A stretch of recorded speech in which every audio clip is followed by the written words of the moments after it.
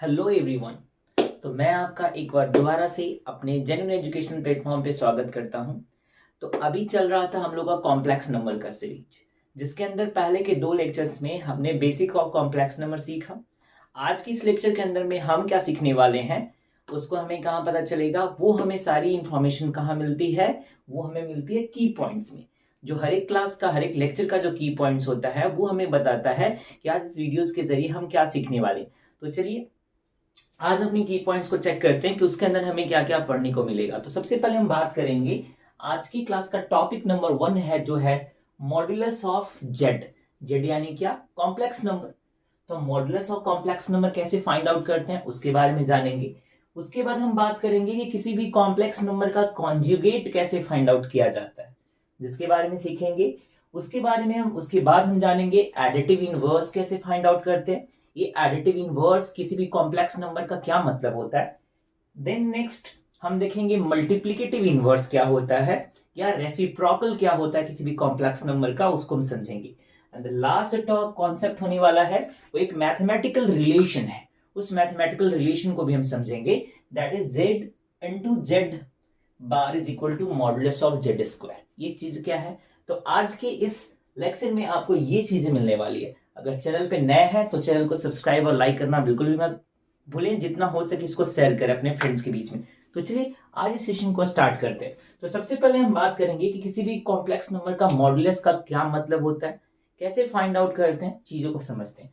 तो सबसे पहले हम क्या कंसिडर करेंगे कि कॉम्प्लेक्स नंबर को डिफाइन करते हैं z is equal to, suppose मान लीजिए ए प्लस आई बी।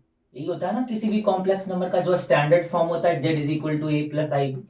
ए होता है real part of the complex number, b होता है imaginary part of the complex number.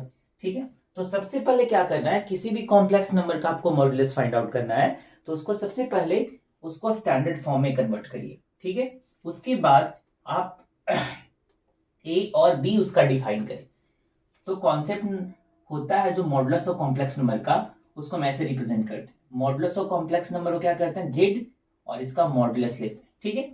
और इसका डेफिनेशन क्या है, square root of real part, are getting my point, real part of the z का whole square plus imaginary part of the complex number whole square. ठीक है, यही होता है। अगर इसको और हम समराइज करना चाहें तो इसको ऐसा लिख सकते हैं, रियल पार्ट क्या होगा इसका, ए का स्क्वायर प्लस यहां का इमेजिनरी पार्ट बी का स्क्वायर। ये चीजें होती। तो ये मतलब होता है किसी भी कॉम्प्लेक्स नंबर के मॉडुलस फाइंड आउट करने का मतलब उस कॉम्प्लेक्स नंबर का रियल पार्ट का स्क्वायर प्लस इमेजिनरी पार्ट का स्क्वायर का स्क्वायर रूट लेना होता है, मतलब ए का स्क्वायर प्लस बी का होल स्क्वायर। ठीक है। अगर मैं इसी इंपॉर्टेंट बातें आपको और बताऊं मॉडुलस के रिलेटेड, तो क्या होगा, सबसे पहले किसी भी कॉम्प्लेक्स नंबर का जो मॉडुलस होता है वो क्या होगा, ग्रेटर देन और इक्वल टू 0। सॉरी, अब यहाँ पे ग्रेटर देन और इक्वल टू 0 का मतलब क्या है, किसी भी कॉम्प्लेक्स नंबर का मॉडुलस 0 कब हो सकता है, जब वो कॉम्प्लेक्स ही नंबर 0 हो, तब उस केस में क्या होगा, उसका मॉडुलस 0 हो जाएगा। नहीं तो कोई भी अदर सिचुएशन में उस कॉम्प्लेक्स नंबर का मॉडुलस हमेशा ग्रेटर देन 0 होगा। समझ में आ रहा है ये चीजें। कभी भी कॉम्प्लेक्स नंबर का मॉडुलस नेगेटिव नहीं हो सकता।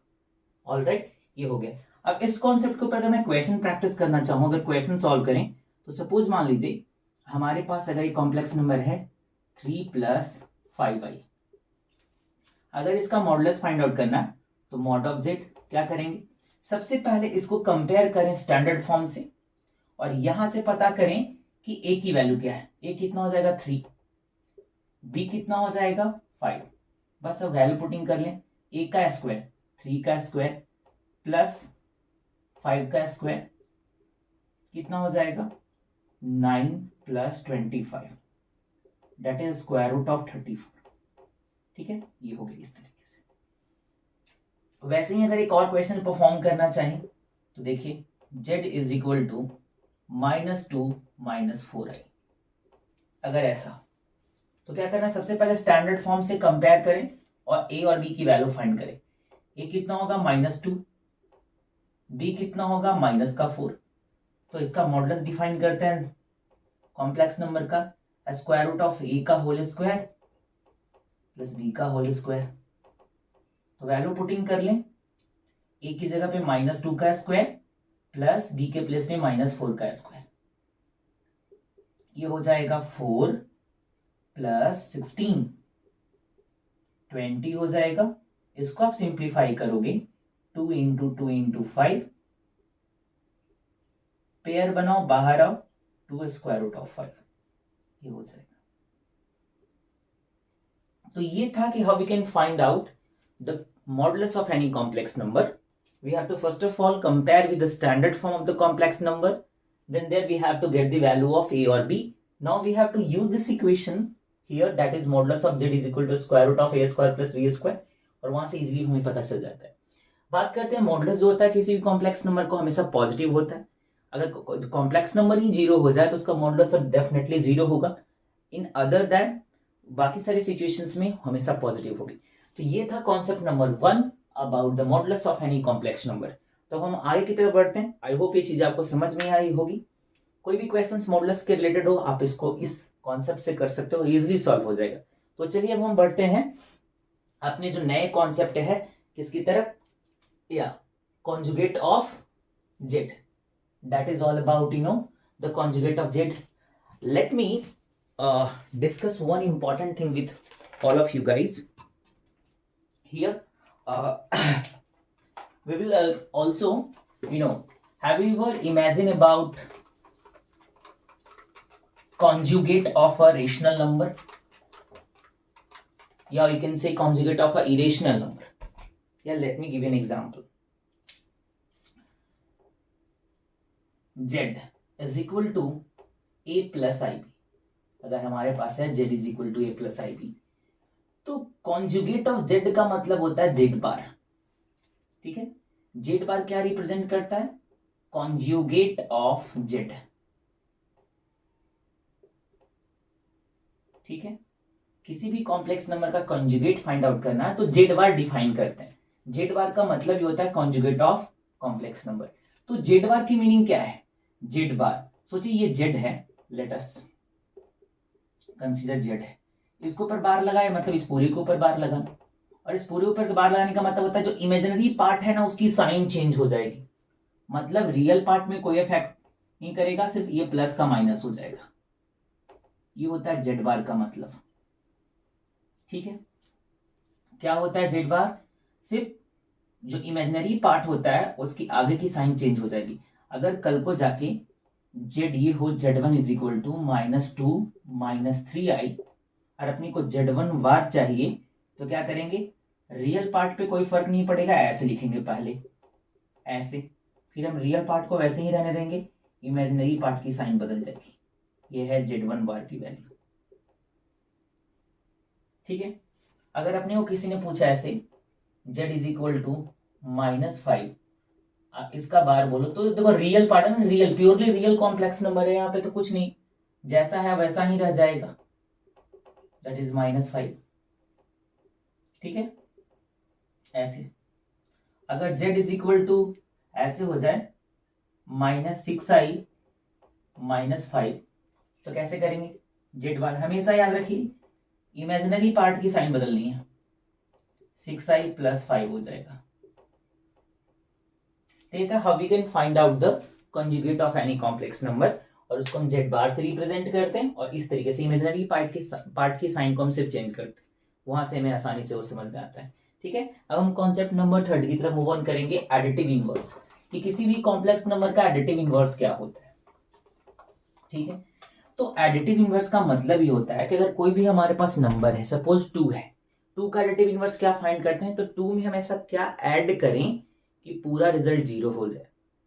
ठीक है, किसी भी नंबर का एडिटिव इनवर्स निकालने का मतलब होता है कि उस नंबर में हम क्या ऐसा नंबर ऐड करें कि पूरा सम 0 हो जाए। ठीक है, तो वैसे ही सोचिए कि इस वाले कॉम्प्लेक्स नंबर में हम क्या ऐड करें कि 0 हो जाए। जैसे कि हम 2 लेते थे तो इसका एडिटिव इनवर्स क्या होता था, एडिटिव इनवर्स, इसका अपोजिट साइन करते थे -2, -5 है तो इसका एडिटिव इनवर्स क्या होगा, +5, है कि नहीं। तो वैसे ही यहां सोचिए z का एडिटिव इनवर्स क्या होगा, एडिटिव इनवर्स जो होगा यहां पे वो -z होगा,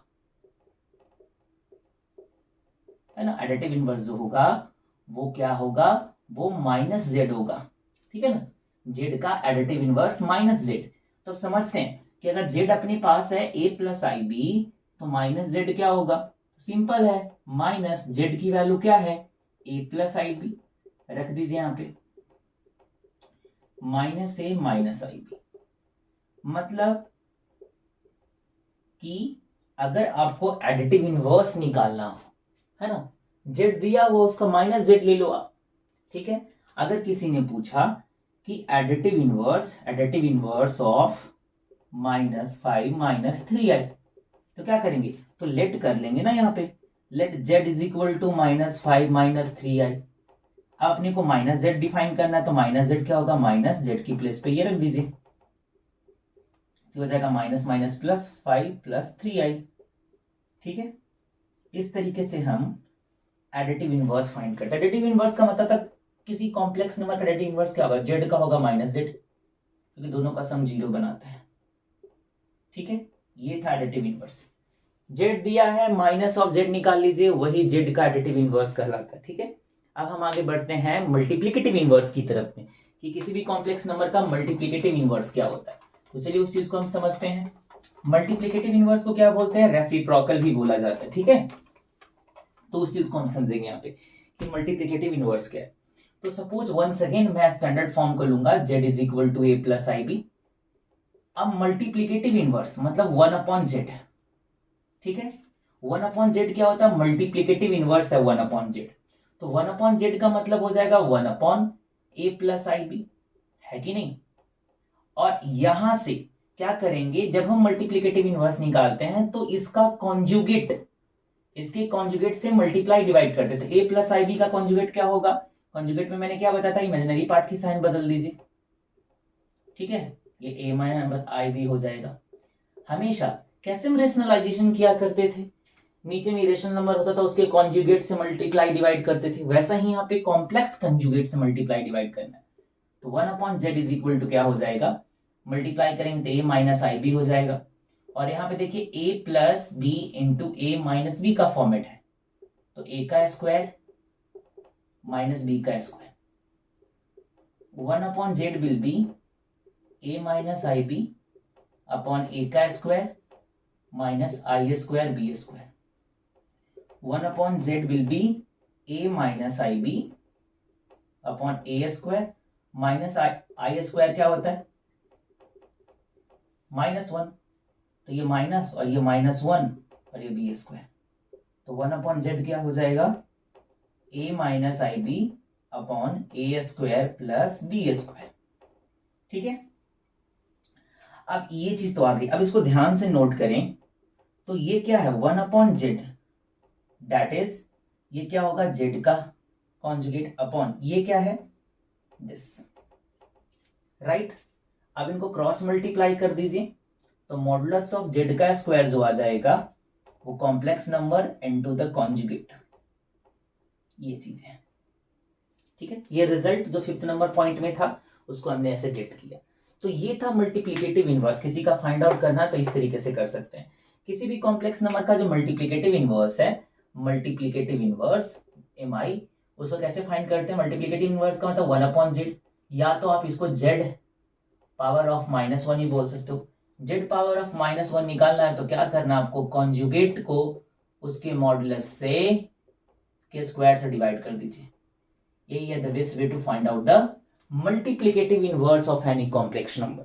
तो स्टूडेंट्स, इस लेक्चर की सारी जो कंटेंट है आज कंप्लीट होता है लेक्चर नंबर 3। आगे के लेक्चर नंबर 4 में आएगा, वहां हम आर्गन प्लेन से रिलेटेड चीजों को पढ़ेंगे, ठीक है। वहां पे हम और भी 3 कॉम्प्लेक्स नंबर के आगे वाले कॉन्सेप्ट को पढ़ेंगे। तब तक के लिए इतना ही।